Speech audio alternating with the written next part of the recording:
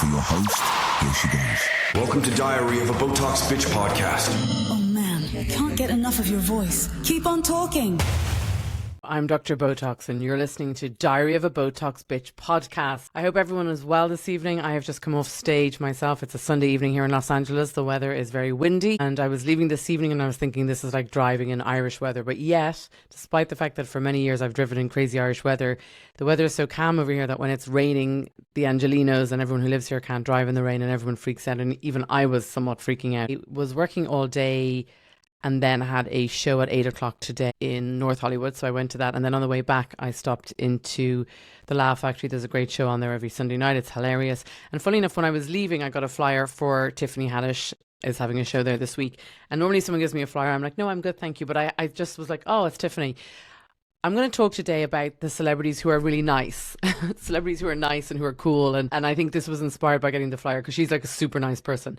So what I would say is there's a lot going on in terms of celebrity world and gossip. And even myself today, I had a full page in the Sunday World. So thank you very much for that write-up. Eugene is a great showbiz journalist. It's always easier to have allies in different countries and you can speak to one journalist that you trust and can work with and discuss. And you know, I can't comment on anything per se about the newspaper article today at this particular point in time. But what I will say as well, there is a sizzle reel going around where I am being followed, I guess, doing stand-up comedy in Los Angeles.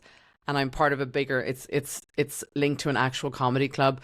And then as for the other shows, again, I can't comment on matters or whatever. And there's a press and publicity team who will put out statements in due course. So what I was going to talk about in today's episode was celebrities who I've met along the way who are nice. I don't get particularly excited by people. I was at a show this evening and funny enough, T.I. Payne jumped up on stage. He's a trap rapper, you know, he's old school and he does some stand-up comedy and he's funny. And it's just funny the people who surprise you who are exceptional human beings. I think one of the nicest people I ever met in show business, this is actually a funny story, was Ryan Reynolds. So a couple of years back, Ryan Reynolds was, his wife Blake Lively was shooting a movie in Ireland. And I don't think they completed it in the end. There was an accident on set or something and they left and that was the end of that. But during that time, Ryan Reynolds used to bring their child to a Montessori, like a kindergarten, on the same street that my clinic was in. And in the basement, I had my Botox clinic on one side of the basement. And then in the other basement, I had my production company, Unhinged Media. And on this particular day, there was a well-known and a great paparazzi. He's an Irish fella, John Dardis is his name. So I don't know if he ever listens to the Diary of a Botox Bitch podcast, but he's a good old soul. And he was outside. And on this particular day, we were doing a table read. Myself and Norma Sheehan had written a show called Hell is Other Mothers. And one of my favourite comedians in the whole world is Deirdre O'Kane. She's hilarious. She's an Irish comedian, genius writer, genius timing, just generally genius and funny and nice and hilarious. She's also a pretty good dancer as well. I think she won Dancing with the Stars. So basically we had a table read of this pilot that we had written and we'd submitted it to RTE and it was going through the process and we said, listen, come here, Deirdre, we're after writing a part for you. And would you like to come in and do the table read? Now, she didn't come in because of me. She came in because she's very good friends with Norma. And Norma is a tremendous actor, both on screen. She's been in Moon Boy and also in theatre. She's sold out shows all the time. One-woman shows throughout the pandemic. She was doing Shirley Valentine. Amazing, amazing, amazing actor. And even more amazing human being. Anyway, Norma organised that Deirdre would come in. So it was great. We had the table read all set up. And I remember looking out the window and looking up. And it's like the basement, like the same as they have on Harley Street. Or like a brownstone in New York where there's an underneath. And we were kind of in the basement. And I was looking up and I saw this paparazzi, John Dardis. And I said, oh, jeepers. I said, look, they're after finding out we're doing the table read. And, you know, at the time I was off the back of, you know, I was kind of in the middle of shooting TV shows over there as well and reality TV. And Norma had just done Moon Boy and Deirdre O'Kane was actually a Moon Boy as well with her. And then that was on Netflix and there was just a whole lot going on. And then Deirdre was presenting the Irish IFTAs. And so we were all very high profile. And I said, Jesus, John, I said, oh my goodness, the paparazzi are here. God almighty, would they just give us a minute to be creative people? And John said to me, we're not even here for you guys, you idiots. He said, Ryan Reynolds is in town and he drops his little one off at kindergarten around here. And along that road, there are a lot of kindergarten and bougie kindergartens. So I said, oh, right, fair enough. no big deal. And then we're kind of looking out for him. And we kind of went up the stairs, and I just remember I was like, oh God, it's Ryan Reynolds. Like I said, he's one of my favourite movies ever is that Christmas movie he's in. And he plays the guy who was very overweight, and then he loses loads of weight and he wins the girl. It's a hilarious movie. I could watch it every Christmas and 10 times over. Can't remember what it's called. But it's very funny. Anyway, so I was like, oh God, it's Ryan Reynolds. I love him. He's hilarious. And apparently he's a very nice person. And Deirdre O'Kane was coming up the steps behind me. We were all kind of looking, and she was like, oh yeah, Ryan Reynolds. And then I remember Norma coming out, and Norma's like, Ryan Gosling. I just love Ryan Gosling. And I was like, we were like, Norma, it's not Ryan Gosling, it's Ryan Reynolds. Anyway, we kind of popped the heads up, and there was no movement, nothing much going on. And all the paparazzi were there at that stage. And we were all in just sweatpants and messy hair because we were just doing a table read. So it didn't really matter. And we all just went back inside and we did what we were doing and said goodbye at the end of the day. And that was it. And I didn't really think any more of it. The next day, anyway, I was moving boxes out and putting them in the back of my car. And I had a white Range Rover Evoque at the time. And it was lifted up and I was putting stuff in. And who walks by me but Ryan Reynolds? Now, there's no paparazzi or anything. And I go, oh my God, this happens to me all the time. Actually, this episode should be about the times that I've actually done ridiculous things.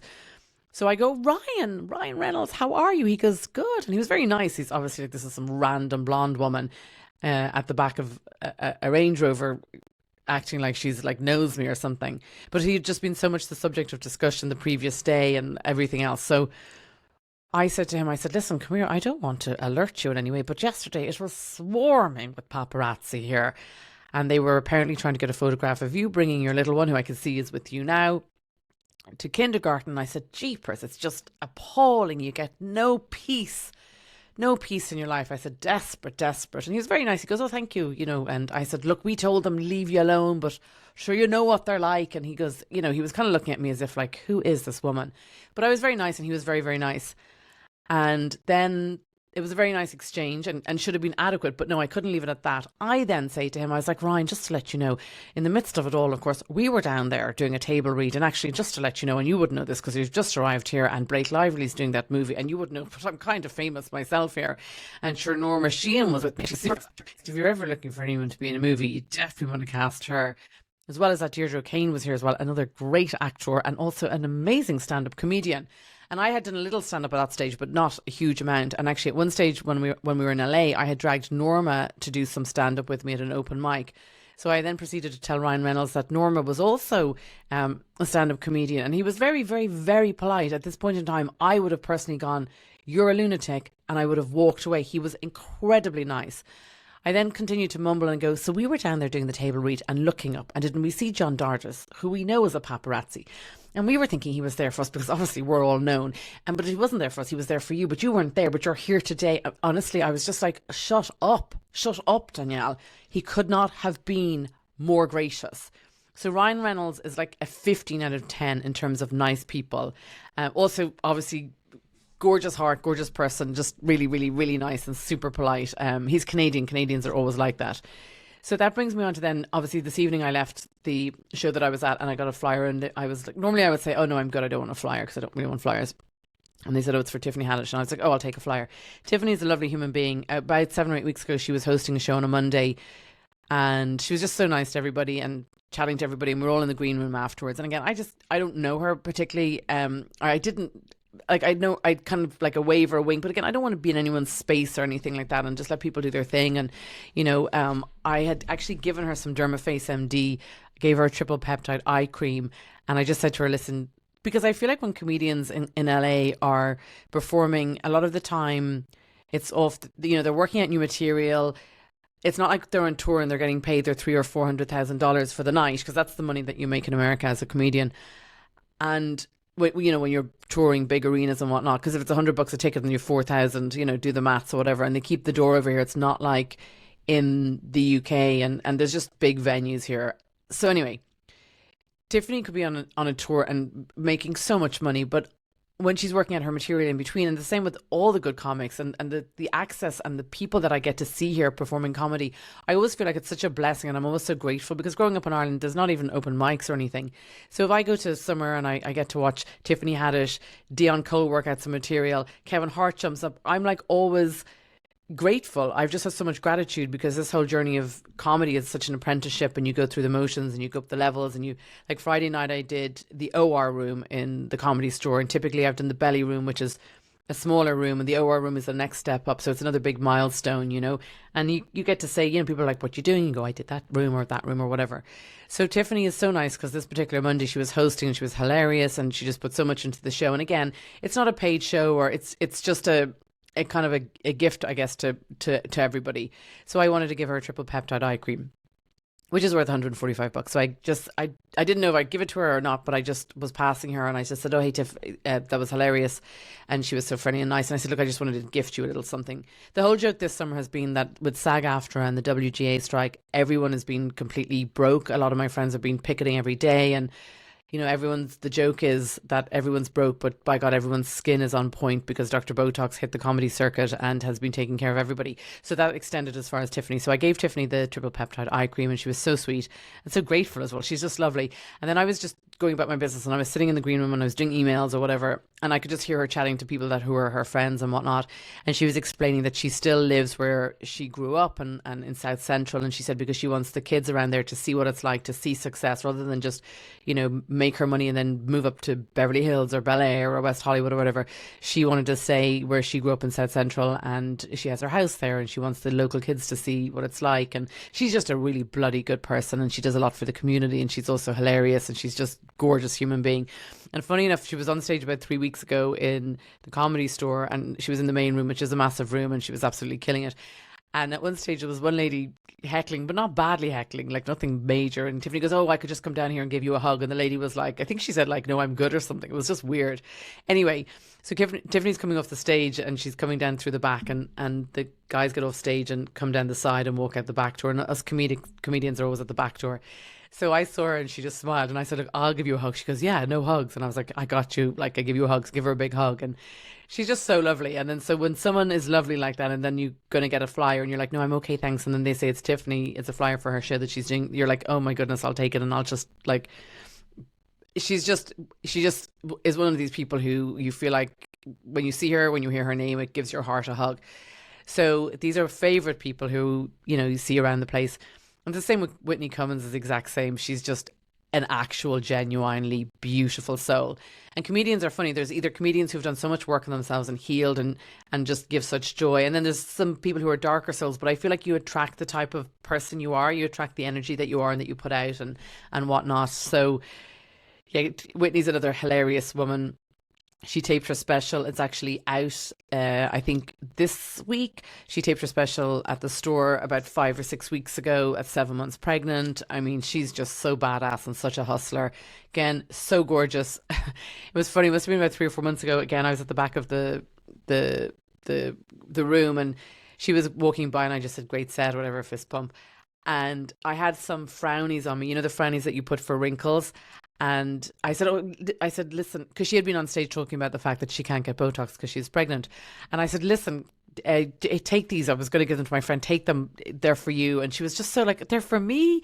She gives me a big hug. And I was like, could these people be any nicer? It's like, and it's so funny because there was a big write-up today. And again, thanks to Eugene Masterson explaining all about my skincare and talking about my comedy and talking a little about TV, and I really can't comment on that. I can't deny, I can't confirm, I can't anything on any of that. But it's funny because, and actually even in that he said, who's the most high profile person you've met in LA? And I've met loads of people, and you see people around all the time, but it was just funny.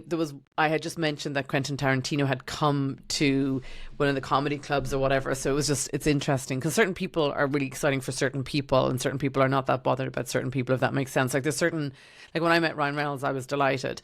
Meeting Tiffany and Whitney, they're just like class female comics and just bloody nice women. So it's nice to meet people like that. And then sometimes you meet people who are maybe not as, and which is fine as well, because I don't interact particularly. I'll just see if people make an approach or whatever, what the vibe is. But even with Whitney, actually, funny enough, after I had given her those frownies, about 3 days later, I was in the green room in a club in Burbank, and Jay Leno was about to go on stage, and Jay Leno has an opening act, an opener who is just a genius comedian, Jimmy Brogan, one of my favourite comics ever of all time, a masterclass in crowd work.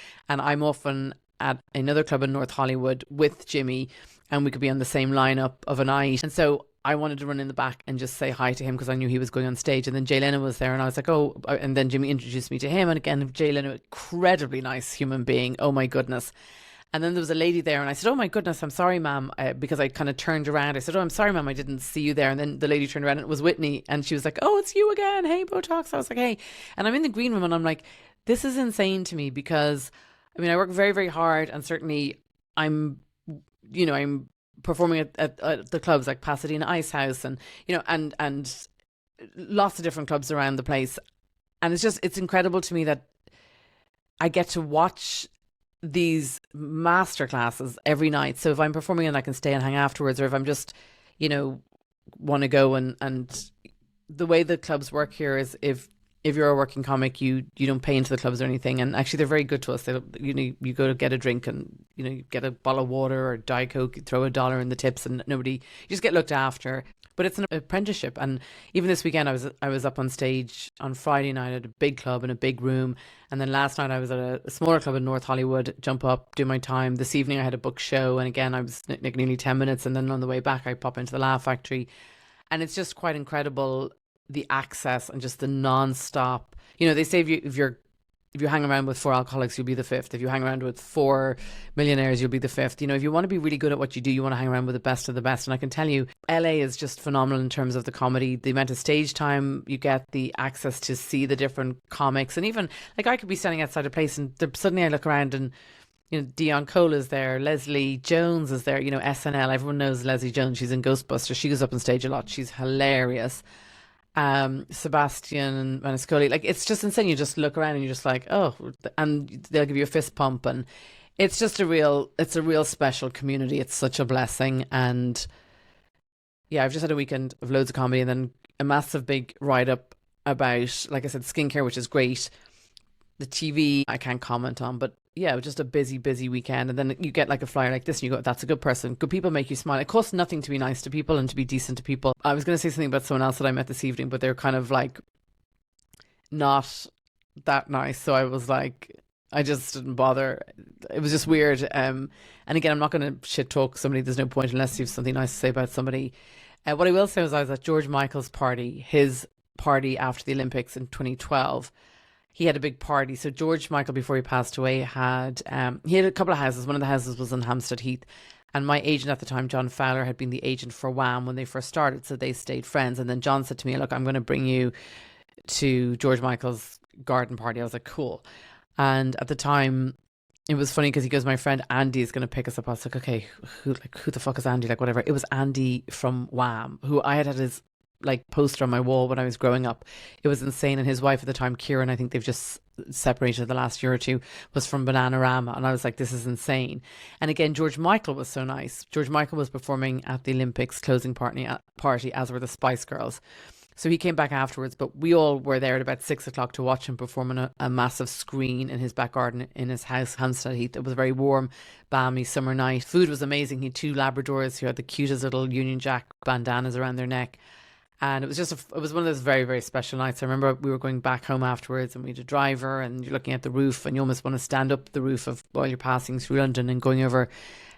There's a bridge there near Chelsea. That's my favourite bridge. At George Michael's house, he was super nice. He came back after performing, so nice. And I said to him, look, I got you cupcakes from Topshop, because the man is everything. And he goes, oh, I know exactly who you are, and if I'm ever in Dublin, I'll get my Botox. And at the time I was clinical director of Courthouse Clinics in Harley Street. So I said, listen, or you pop into Harley Street or whatever. But I said, you look great. He was so nice. It was so surreal, actually, because also at that party, the rest of Bananarama were there, and I kept looking at them going, I recognise these women, and thinking, are they patients of mine at Harley Street? I couldn't place them. It was so weird. And I'm standing in the back garden, and one of the brothers from the band Oasis, I don't know if it was Liam or Noel, one of them was performing and the other one was there, and they were setting up the whole screen in the back garden. Like, it was a massive, massive, massive screen, like the length of the back garden practically, in George Michael's house in Hampstead Heath. And so At one stage, whichever one was performing, I think maybe Liam was performing, say, and then Noel was in the garden with us smoking a cigarette going, fucking wanker. It was just so, I was like, this is insane. Bananarama were there. I thought they were my patients from Harley Street. And then I realised it was Bananarama. I was like, oh my God, how embarrassing.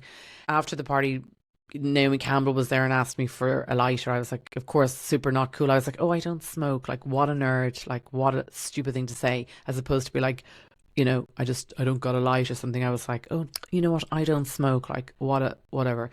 She was very nice and then was asking me about Dublin Housewives. And actually, there was a big write-up at the time then about the fact that she wanted to watch Dublin Housewives and watched it. And then she was commenting in the newspapers that she thought it was hilarious. Kate Moss was there with her daughter, which was kind of strange, but like, whatever, who cares? Do your thing, I guess. And outside, I had a driver waiting to take me home. And then Kate Moss had a driver and they were chatting and were friends. And I was like, this is insane to me. It's so crazy.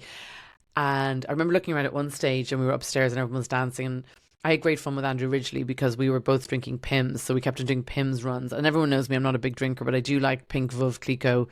I do like a rosé Rune champagne. I don't like ordinary champagne. I can't stand the taste of it. I can't stand the taste of wine. And I also am partial to a Pimm's. So myself and Andrew Ridgeley from Wham were doing rotations to get the Pimm's. And I looked around at one stage and George Michael was there dancing, Kate Moss, Naomi Campbell. I was like, this is insane. And George Michael dances like this. He was like, he does this cool, he's just really cool. And he, like, maybe I should stand up and I'm wearing my pronouns are Botox. But George Michael was doing this kind of cool, like he just was a cool dancer. Obviously, everything about him was cool. So may he rest in peace. And it was just a very very special, fun evening. The Spice Girls were there. Victoria wasn't there. Jerry was there. Scary Spice was there. She was also kind of arsey. She was, I think at the time, going through a tough time with her husband, Stephen Wreck the Head, whatever his name was. And so she was kind of a little bit arsey, but maybe that's why. Again, it's always surprising to me. Like Robbie Williams, I met him in Dublin Airport one time. Years ago, I was in the second year of doing my aerospace engineering degree, so I was probably like 18 and a half, and I remember meeting Robbie Williams, and I had been a big fan of Take That, and I asked for a photo, and I remember opening my bag, and a load of, girly tampons and everything fell out, and he was just so nice. He was just so nice and so gracious and so kind, and it's just funny, the good people, and then it's funny the people who are just like, not that, like, it was funny this evening there was a big rapper at the show because the show this evening is often, it's just the way it is. It's just a mix. And I just was observing and I was like, you know what? Some people just move through the world with grace and kindness.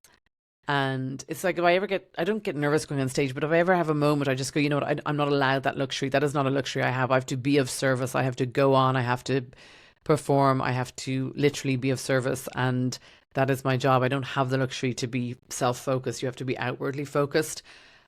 And yeah, it's interesting to watch people. It's always very interesting to watch people in general in life, I feel.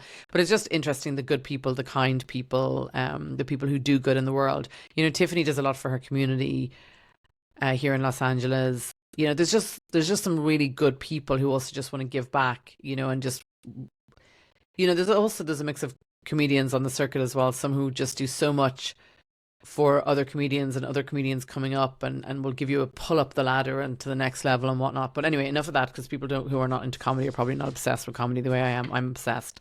And great write up today as well, just discussing all the different comedic things. I think there's one or two American comedians here who I know and I see all the time, and they're very keen to go back to Ireland. So I feel like I know the promoters in Ireland. I think it's Desmond or whatever, but I feel like I should pass the details on to them to pass on to their managers. And then when they roll back into Ireland, I could roll back and open for them and do 10 or 15 minutes, because I feel like it'd be funny for Ireland to see me do comedy, because no one's ever seen me do comedy over there. It would be fun. So that's the chit chat about the famous people and the show business stuff, and quite generic and just kind of a roll back to just funny stories. And then curiously, earlier on, my very best friend from Kentucky over here, he's a comedian. He had a couple of bad days because he had terrible migraines. So this is the section of the podcast Diary of a Botox Bitch that we will talk about Botox or skincare or whatever.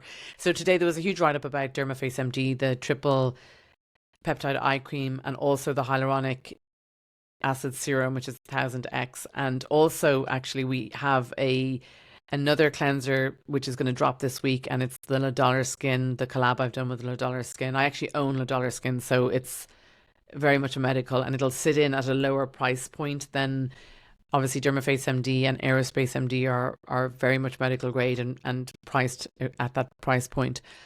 And La Dollar Skin, the first cleanser that I'm going to launch is called Calm Down Karen Cleanser for irritated skin. I mean, I think it's a fun name, but it's also very much formulated and made here in a lab in California. It's cruelty free, leaping bunny, the usual, all the good stuff. And so I was talking to my friend, and he had just had 2 or 3 days where he just was literally off the grid. And I was like, are you okay? What's going on? And he said, I've just have the worst migraines. And I said, oh my goodness, you're kidding me. Because I have done so many treatments on people with migraines, and it really is helpful. And I think the other thing as well to bear in mind is obviously when it comes to your face, people get wrinkles, and there's 2 types of wrinkles. First is static, which is when you're still. So like I'm still here, I have a little wrinkle here and wrinkle there, like so what? By the way, I still have like this area covered up here because I had a biopsy done. Oh, the results came back. It's nothing. It's a little bit of actinic keratosis, so I'll get it frozen off. But that was a big relief actually, because I feel like I put on a brave face, but like skin cancer freaks me out, and like I just anything health wise, I don't cope very well with it, to be quite honest with you. And so that's a relief. So I'll go back and get a little bit of a freeze off on that. But I was talking to my friend and I said, you know what, migraines are they're best treated with Botox. Like I said, most people have Botox for static and dynamic lines. Dynamic lines are like lines when you're moving. You can see my Botox is wearing off a little bit. And again, I do apologize, pimple popper. It's not that I have a pimple. I just had a biopsy and I'm wearing makeup. So I wanted to put a little colloid patch over the area that had been biopsied just to protect it and whatnot. So yes, migraines for headache. Sorry, Botox for migraines. Very important medical treatment. It's almost as important, if not more important, than Botox for underarm sweating and sweaty palms. I feel like migraines are very debilitating.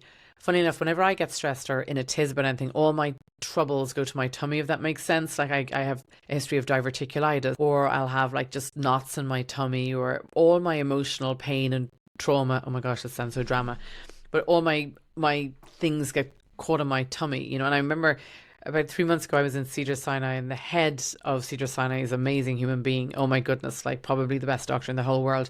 And I said to him, it's so frustrating. I said, anytime there's anything wrong or stressing me out, it's always like I get diverticulitis, or I get like something to do with, you know, I'll get like a UTI, and it's all just around my tummy and that area or whatever. And he goes, that's just the way you're wired. And I was like, ugh.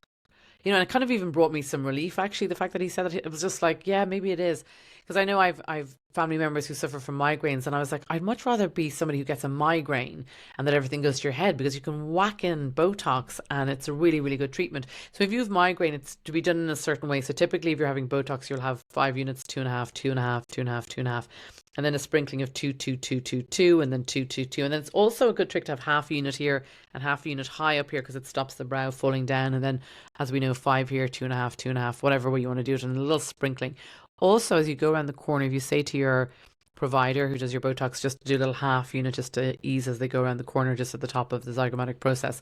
But with the migraines, it's the same technique pretty much. But again, the migraines come from the muscles frowning. So when you go to a provider for a migraine treatment, they'll ask you to raise your brows and do all those things, not from the aesthetic point of view, but just to see where the real strong portions of the muscle are. Because if you're stressed and frowning, that will bring on a migraine. And people do get stressful days or things trigger a migraine. And it's not just the muscles spasming, it's just a genuine like shutdown. I know people who have to sit in a dark room for 3 days. It's very debilitating.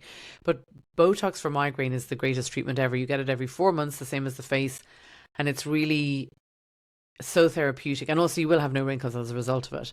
I feel like if I ever was going to give up Botox, I'd still be like, oh, I get it for the migraines. So, you know, I just have to get it for the. It looks like my Botox is wearing off, because that's the other thing as well. You know when your Botox is wearing off because you'll feel your eyes flutter a little bit twitchy. My Botox is not really wearing off. I'm just trying to be funny, but it's late at night here. It's 1:15 in the morning, so I'm like, you know, okay, that's not even a funny joke anymore. I'm just going to shut up. So yes, Botox treatments for migraines is amazing. So good, absolutely tremendous. And again, it shouldn't be any more expensive than getting Botox in your face. If someone's trying to make it a specialized treatment, tell them to go. They can't be like charging 12 or 1,500 for a migraine treatment with Botox. It's the exact same amount of units as an ordinary treatment, so it should be 400 or 500. You certainly can't be getting the watered down product. And actually, we discussed that in the Sunday World article today. The fact that a lot of people are doing Groupons, and you know they're doing Botox for 200 or 300. A vial of Botox costs like onwards towards 150 plus tax and VAT and stuff. So if you're getting Botox for the same price that it costs, like, it's been watered down. Also make sure that it's actually mixed with bacterial saline, because that'll be less painful, and that BD needles are used. And you just need the short BD needles, none of these long ones that are going touching your, like, you know, your bone at the front of your skeletal bones. Like, it's just stupid. Obviously the frontalis muscle sits in front of bone, and you just need to have the product go into the frontalis muscle. It doesn't need to go that deep that it's hitting on the cranial fossa in any shape or form. Anyway, that's getting very anatomical. Normally at the end of a podcast I will read from my book Diary of a Botox Bitch, but it's pretty late here and we've gone towards the half hour of the show at this point in time. I would like to say, if you put on TikTok any comments or questions you have about any treatments that you've had, let us know and we'll absolutely address them the next time. Like I said, today we wanted to just discuss Botox treatments for migraines and to control the onset of migraines. And the one thing I would say with that, unlike with Botox treatments for aesthetic reasons, you know, no one really minds if the Botox wears off for a week or 10 days. It's like when you're the last 10 days before you get your colour done, you kind of almost want to go through the pain of that so that you know you get your hair colour done and it looks great. The same with Botox. The one thing I will say is when you're getting Botox administered medically because of a need to treat migraines, you really need to keep on top of it and actually get the treatment done early. You really don't want to go without the treatment and have a gap in the treatment, because then the muscles start to move again, and you really want to just actually have everything very, very relaxed. So yeah, if you suffer from migraines, then definitely consider having Botox for the treatment. And actually for some people it can be done quite high up as well, depending where the pinpoint of the actual origination of the migraine is coming from. So guys, that is kind of it for tonight's podcast. It is late. It is a Sunday night. I was on stage and I was still kind of awake and still had my makeup on. So I thought, you know what, I'll just record another episode. Also, thank you to everybody. It's day 6 since the podcast Diary of a Botox Bitch dropped. And we are in the top 10. I think we're ranking number 6 in terms of entertainment news in Ireland, so that's super interesting. Again, we try and keep it factual.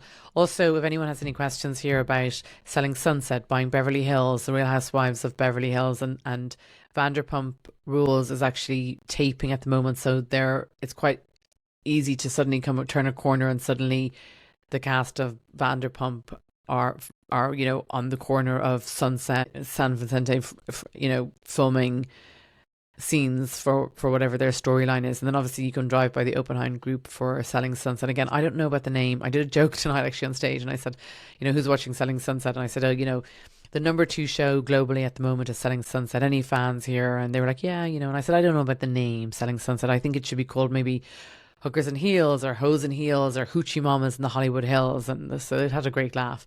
I also did another joke actually today, but I'm actually not going to say it on screen because it's actually a really good joke, so I'm going to keep it. But busy weekend in LA. The weather's not great. Lots going on. Lots of drama with continuing with the Real Housewives of Beverly Hills.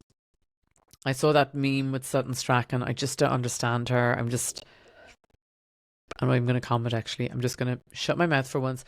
Also as well, everyone's like, oh, Virginia McCary, why bother talking about that or bringing it up again? It's like, it's just because it's where we left off last and people are like, always ask me what's going on there.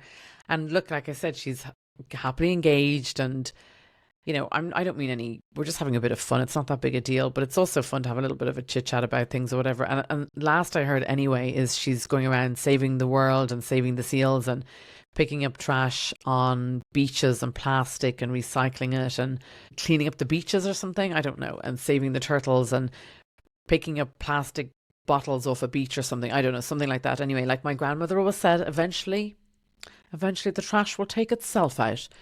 I can't help myself, guys. I just can't help myself. And even in my stand-up comedy, I shit talk about all the reality TV shows I did and the people I shared the screen with. Like, it's not, I talk about that. I talk about Botox. I don't shit talk about my patients, and I don't talk about any specific patients, but I do talk about some funny stories. But again, it's Diary of a Botox Bitch. My pronouns are Botox Bitch. And also, as always, selling merch and selling skincare. Lots of information on www.dermafacemd.com. And a huge thank you to our sponsors today, Aerospace MD. And again, that's www.aerospacemd.com. And I feel it's really important to say, it's incredibly important to have some very good key skincare products. You want to have products that are cruelty-free, obviously, but you also want to have products that are very therapeutic and strong. Like certain products at nighttime when I put on the face and night cream, amazing. I can feel how full of nutrients it is. Also the topical hyaluronic serum, again, absolutely, probably, everyone's like, is it the number one hyaluronic? I think in its class, I'm always afraid to say number one. I'd rather be honest and be like, look, it's in the top three. Do I think it's the number one? Yes, it's what I use on my skin. I put it on my skin earlier on. I was getting ready at 6:30. It's now 1:30. I've gone and performed 10 minutes on stage, and I've been to 2 other comedy clubs and running around. And okay, you're probably watching going, her skin could be put on your makeup, but I came in and I was tired and I wanted to record this podcast. But what I will say is I obviously washed my face was a little bit wet. I patted on hyaluronic, my own Dermaface MD hyaluronic, and then I put on moisturizer over it again, Dermaface MD and advanced oxygenating moisturizer by an advanced oxygenating moisturizer from my Aerospace MD line. And I did cleanse my face with Le Dollar Skin Calm Down Karen Cleanser. And so it's really important to use really good skin products and to use products like the triple peptide eye cream in between Botox. So that is it for today. And again, a huge thank you to our sponsors, Dermaface MD and Aerospace MD, with a collab with Le Dollar Skin and Dr. Danielle Marr Collins. That's it from me, guys. Please hit down and check your friends. We are in the top 10 entertainment news podcasts in Ireland. There's probably only about 11 podcasts in Ireland. No, I'm only joking. Everyone has a podcast in Ireland. Podcasting is really important and really popular there at the moment. And I think it's nice to listen to podcasts. Also, people have you see quotes, and I feel like we're going to start introducing a quote of the day. Sometimes I see quotes and I always think it's very interesting. Do you know who's very funny? Snoop Doggy Dogg. Snoop Dogg is, firstly, he's given up smoking weed, which is, because I always said I've never smoked weed, but I always said if I ever met him, I would smoke weed. So I guess I'm never going to smoke weed if he's given it up. And he makes a very valid point as well. He says, sometimes, you can say to people, I love you, I still love with you, but I can't fuck with you no more, as he would put it. And I think it's important in life to have boundaries. It's so important. And also it's very important to just be conscious of the fact that you are the people that you surround yourself with. It's like, if you want to be the best chef, you want to go and be around the best chefs. If you want to be the best guitar player, try and be, it's the same with anything, with comedy, with acting. You want to learn from the best. And I think sometimes it's very important to also be grateful to the people who are so giving of their gifts and so sharing, which is why when I see Tiffany Haddish at a club, I'm going to give her a free $145 triple peptide eye cream and say, hey Tiff, I appreciate you performing, the joy you bring, and this is just a little something for you. And it's like sometimes people give me something or something and it's just like it's a touching moment. And again, I think with the world the way it is at the moment, there's very little left for any of us other than these moments of truth and honesty. And I think moving forward, I suppose if I'm being really honest, what move I make next will depend on the money that's offered. But again, I do want to absolutely move forward with just transparency and authenticity, because I think that word authenticity is very important in the world right now.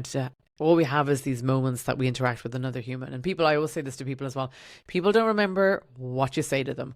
People remember how you make them feel. So just remember that.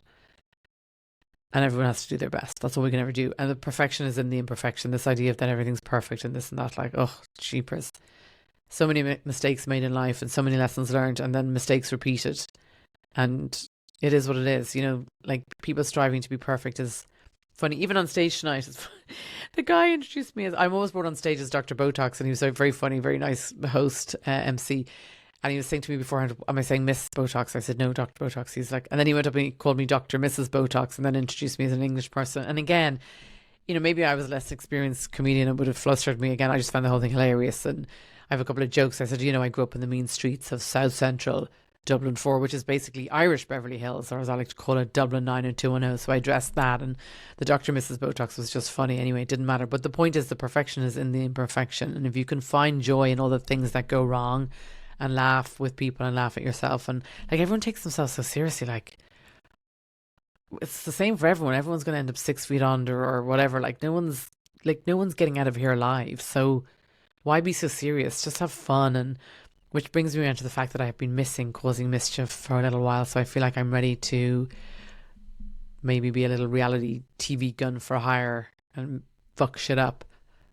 Actually, I should cut that out of the podcast. That is not a good one. Okay, guys, good night. Good night. God bless. All the way from downtown Beverly Hills. You've been listening to me, Dr. Botox, Dr. Danielle Marr Collins. The show Diary of a Botox Bitch, and it is sponsored by Dermaface MD and brought to you this evening by Aerospace MD Oxygenating Detoxifying Moisturiser. As well, we would like to thank our overall sponsor this evening, which is La Dollar Skin. And the product is Calm Down Karen Cleanser, which is a facial cleanser for irritated skin. And yes, it's a play on words, but it's very, very soothing. It's full of camphor and amazing ingredients, and it's all cruelty free. Okay, guys, good evening. God bless, and Saya Pukanara. I know it's exactly what you've been waiting for, so let's do this. Welcome to the segment we call Bo Talks. Let's talk all things Botox, filler, and skincare.